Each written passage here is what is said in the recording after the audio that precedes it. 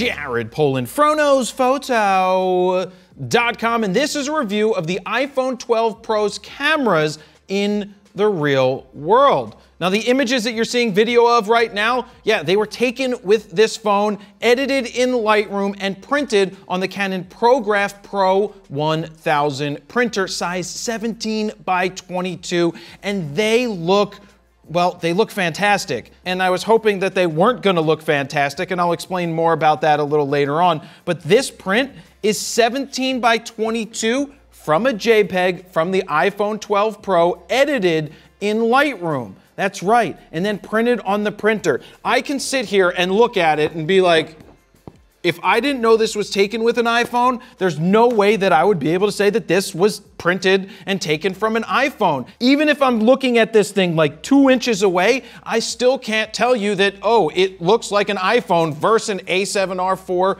from Sony. So what did I go and take pictures of? Well, first I went to the Philadelphia Museum of Art, where I used the ultra-wide-angle lens to get the stairs that Rocky ran up to see how that ultra-wide-angle lens holds up, as well as take photos of Rocky using portrait mode, and then head over to the skate park. But after that, I came back to the factory where I met up with Nina, who has been modeling for us lately. We went over to the local skate park, then we went into the playground, and we did a fashion-y type shoot. Even though I don't do fashion, I used this phone, I used portrait mode, the native app, shot JPEG, then edited all of the files in Lightroom, which we're gonna turn and see in just a minute. Now, before we go into the computer to take a closer look at the images, there's so many people that want to hate on cell phone photography. I probably was one of them a couple years ago, but now I look at it as the little leagues of photography, where people start and get a love for taking pictures to then make the decision that they want to go from something like this to a mirrorless camera or a DSLR and start learning, and then some of them take it even further and get into the minor leagues and then end up becoming a pro. But it all starts with taking pictures with this. Like I said, I was hoping that I wasn't going to like the images, but in the right lighting conditions, in the right hands, you can get fantastic results. We're gonna start with this photo of the art museum. This is using the ultra wide angle lens. I am laying flat on my stomach on the ground because being that this camera or this phone isn't rounded, it doesn't have rounded edges anymore, you could just put it flat and then tilt it and keep your line straight. And that's how I was able to keep my line straight with this photo right here. Now, I did use a preset called Waffle House. This is without it. That's where it started natively out of the camera. And with one click of the button, boom, we got Waffle House from FroPack. What's that, FroPack 1 or FroPack 2? Waffle House is in FroPack 1. But we can zoom in. It's not perfect, but in the print that I printed out, you would have to be literally an inch away from it to say, you know what, the art museum doesn't look perfect. From a distance, it will look perfectly fine, and perfectly fine for the majority of people out there is perfectly fine for them. You have to remember that 99.99% of the world that is using an iPhone or a cell phone to take pictures is they're just taking snapshots. They're happy with the very minimum and the very basic. And I'm kind of tired of hearing people complain and bitch that, oh, people with cell phones are taking our jobs and that we're never gonna get those jobs. It's like, first off, if somebody is replacing you by taking pictures with their cell phone, that's probably not a job that you were going to get paid a lot to do in the first place. So I wouldn't be too upset about that. But it's the minor leagues, like I said, giving people a great starting point. Next, we've got Rocky Balboa breaking out the portrait mode, and portrait mode actually did a pretty good job here. We've got Bokeh in the background. For those who don't know, that's the out of focus area, that blurry looking part of a photo where the main subject is in focus and the background is out of focus. That's what most consumers are looking for. They want to get that blurry background because without it, it just looks like a snapshot. Is it going to be perfect? No. We can see right around the edge here, it's not perfect as we pixel peep. And between his legs right here, it's not perfect. Is it a big deal? Absolutely not. The colors look good. The tones look good.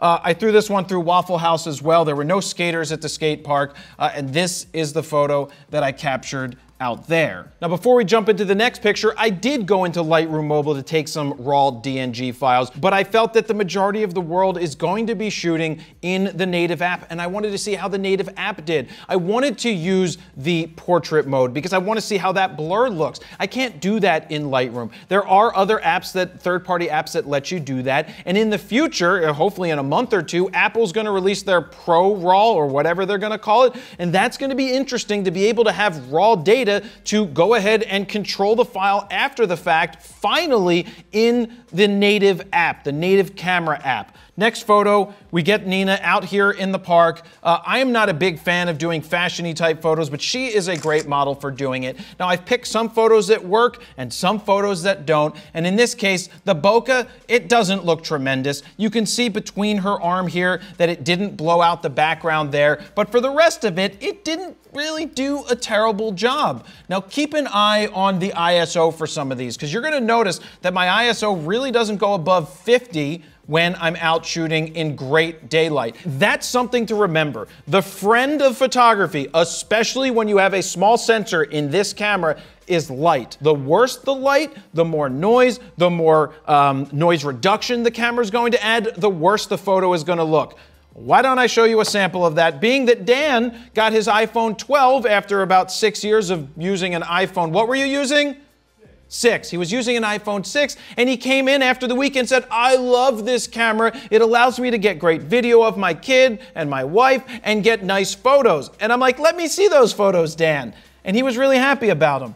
But this is what I'm talking about. Let's go to this photo right here. This one was 800 ISO, not the best lighting in the world, but as we zoom in, yes, it's not really going to be very good because of the higher ISO. Is it going to look good on the phone? Yeah, it's going to look fine on the phone. Most of the pictures are going to look great on a 6-inch screen or a 4.3-inch screen or a 6.1-inch screen or whatever they are. They're going to look good. And most people, when they look on Instagram, they're going to be like, these are amazing, because that's all they ever do. But when you can sit here and print out a photo like this, this is done in portrait mode from a JPEG. The only imperfection I saw in this one was up top by the hair. There's a strand of hair that shouldn't be blurry. It should be the hair, but it's blurry. But from a distance, you will not be able to tell me that this wasn't taken with, say, an 85-1.2 or a 50-1.2. The colors and the tones and the sharpness is incredible, mostly because the ISO was kept low. I'm not ripping on Dan, and he gave me permission to talk about his photos.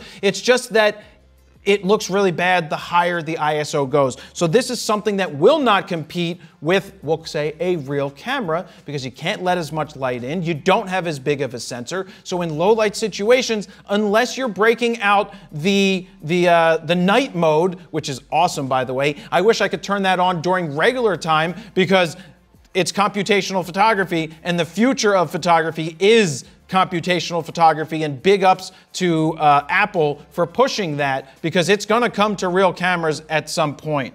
All right, let's jump back into the next photo right here.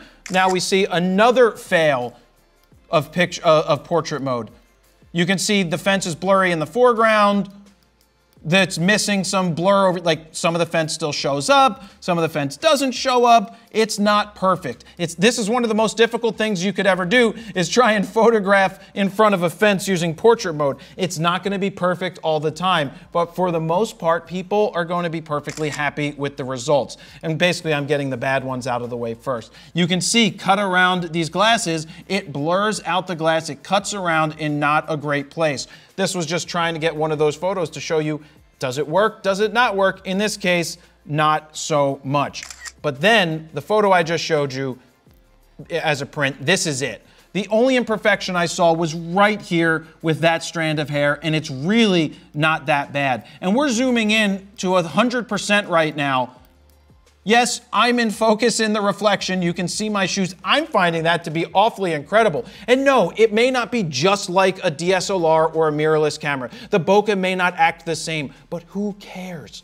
who cares? If people enjoy this and this makes them enjoy photography, then let them have it. Stop bitching and moaning that, oh, this is killing photography, because it's not killing photography. People are learning to love photography, and the majority of the photos that we see from most amateur people shooting are not going to be very good, because a lot of it comes down to whose hands are they in? Because a photographer who knows what they're doing, understands lighting, understands angles, understands composition, understands how to get the photo in whatever situation they're in, no matter what they're using, they are going to come out with fantastic results.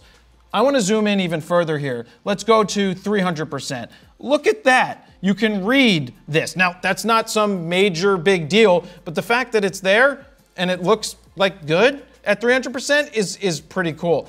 And the fact that this eye is in focus and the other eye is out of focus is something that I would do when I'm shooting. I would focus on the closest eye, and that's what it did right here. I love this photo, and that's why I chose it right here. Next, getting a little creative. I'm so creative using solar sun flare right here. Just wanted to see what it would look like.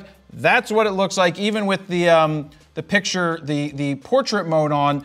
That's what you get when you shoot into the sun. But hey, some creators will put stuff in front of their lenses to make it look cool. That I don't like. I don't like people using crystals in front of their lenses. Now I want to show you some quick things with presets. Right here, one click, Waffle House. Boom. That's what it looks like with one click. Without Waffle House, with Waffle House. The next image, I want to show you Caribbean Creamsicle.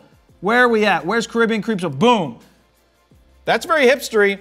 That's something that you could see on Instagram all the time. People like that look. I'm not saying I like that look, but man, it worked out pretty well with one click. And the next image, I want to do black and white boomify. I see color boomify, I see black and white boomify. Right there. Is it perfect?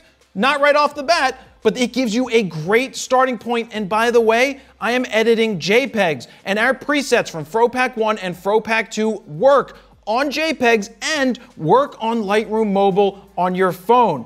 If you didn't know, we created 15 all-new custom Lightroom presets that you can check out right now at FroKnowsPhoto.com/FroPack2. While you're over there, you can play with the sliders to see the befores and the afters, and if you decide to pick them up right now, they are currently on sale. Or if you'd like to pick up the bundle and save even more, you can go ahead and do that. And remember, they work on JPEGs. That's right, JPEGs on your phone, you can use our presets. Next, this is the one I put up on Instagram and people are like, amazing, amazing, this is great. I didn't say that I shot at 1.2, I said I love 1.2, and I zoom in here, it looks great. Now, if it was an 85-1.2 or a 50-1.2, the fence would basically be out of focus because she's set back a little bit from the fence. But this is a tremendous photo, and the print, which I have right here, also looks tremendous. 17 by 22 off the Canon ProGraph Pro 1000. Love that photo. Love this photo right here. The bokeh looks fantastic. This looks like, and this one, what, the one before this was 25 ISO. This one is at 32 ISO. I love how it looks. It looks like I shot it with a mirrorless camera or a DSLR. And like I said, you're gonna find imperfections throughout images, but these still look really good. Now, one of the darker ones that I have here, this one's at 50 ISO. As that ISO goes up, the quality is going to start to drop. Oh, and some people may say, Jared, why aren't you in Lightroom Mobile? Why aren't you shooting this in manual? The reason is it's my phone. I want to let the phone do the work for the most part. I'll handle the composition. I don't want to sit there and tweak this. I don't understand the small sensor and how that affects ISO. Like, this isn't 50. This is probably more equivalent to 800 or something, but I don't want to think about that. I just want to let the camera do its thing, because Apple's done a great job with the technology in it, and I just want to take pictures. The reason I put this in here is I didn't frame it right. I don't like having part of her arm, you know, having space between the arm here and cutting it off here, but it looks really good. Skin tone is good, eyes look nice and sharp, the background looks great, and this, the color on this is fantastic.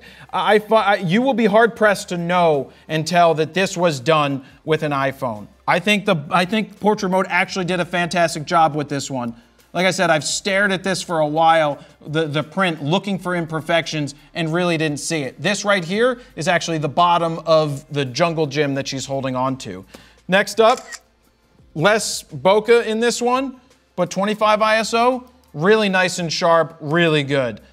Portrait mode is tough because if a subject is moving, you're not gonna freeze them. You're not gonna freeze a subject, it's not gonna work, it's gonna blur out. So that's why when Apple puts these pictures up on the internet or they promote them, it's never action. It's rarely action because you just can't do it with portrait mode to give you that look of quote unquote a real camera. This picture is interesting. You know, Apple's always pushing this ultra wide angle lens is great for elongating the model's legs, which makes absolutely no sense to me. So I laid down on the ground, faced up, I moved her foot to where I wanted her foot to be, and then bam, popped off this photo, and I actually really like it. It's really sharp. The ISO is lower, so it totally works out. Aperture's 2.4, so a lot more is going to be in focus. It's not portrait mode. The only thing I don't like about it are these distractions over here on the right-hand side.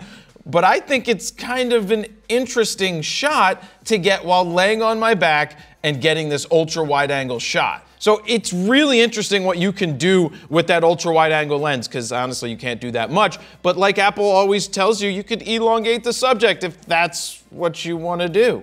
All right, next, we've got Dan's photo we showed you at 800 ISO. This is 1600 ISO using, oh God, probably the ultra-wide, and just look how not good it is. Now, it's not totally Dan's fault. I mean, mostly Dan's fault, but 1600 ISO, we're at 1/8 of a second. So there's not much you can do in these situations. You do have to try to use the long exposure modes. Turn that on wherever you can, hold still, and let it take pictures. And oh, by the way, if you want to pick up your Canadian version of the I Shoot Raw shirt, head on over to store.froknowsphoto.com right now to pick that up. We have a couple more here from Dan.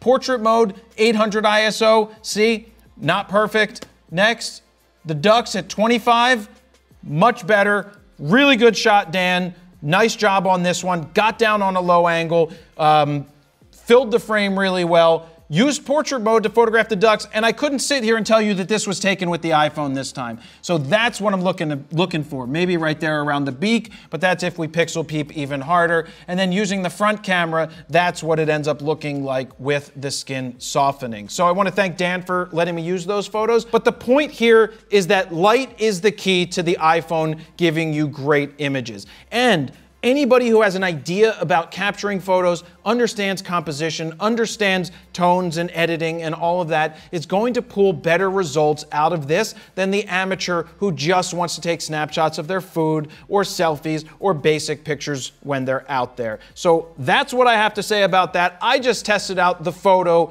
capabilities of this. When Apple releases Pro RAW, we will test that out more extensively because we are the people that shoot RAW and we want to see how that works out. So thank you guys very much for watching. Jared Polin, FroKnowsPhoto.com. See ya.